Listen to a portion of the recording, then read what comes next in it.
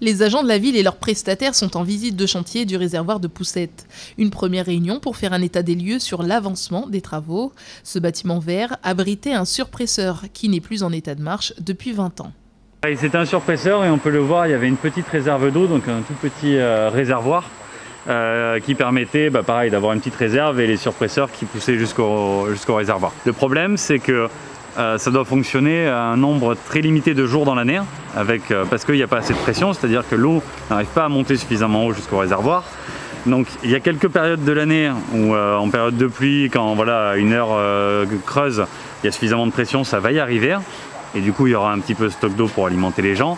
Mais malheureusement, par exemple quand on avait fait les études, pendant une semaine de mesure de pression, il y a 0 jour, 0 minute, 0 heure où l'eau arrivait à monter au réservoir.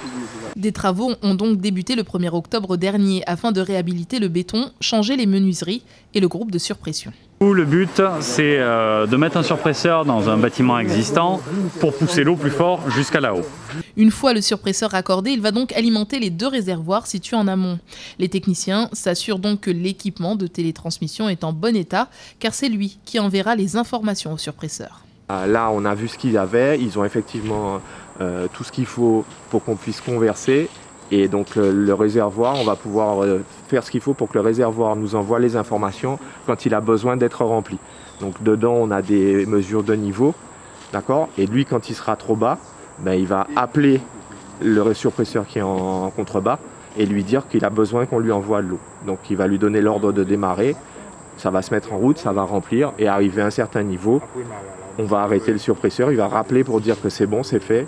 Et il va rappeler le surpresseur et le surpresseur va s'arrêter. La ville est maître d'ouvrage sur ce chantier et supervise les travaux qui se divisent en 2 lots. Une première partie des travaux, ici, à Poussette, et un prochain chantier, à la Brousse. Donc là, en l'occurrence, on est sur Poussette, parce que c'est plus urgent dans un premier temps. Donc là, on va vraiment réhabiliter cette zone-là pour qu'elle soit opérationnelle, on espère, avant le mois de décembre. Et ensuite, pour la Brousse, c'est encore en étude puisque c'est un sol assez particulier. Donc on a besoin d'études un peu plus approfondies pour pouvoir faire notre installation. Mais du côté de la Brousse, ce sera l'adducteur.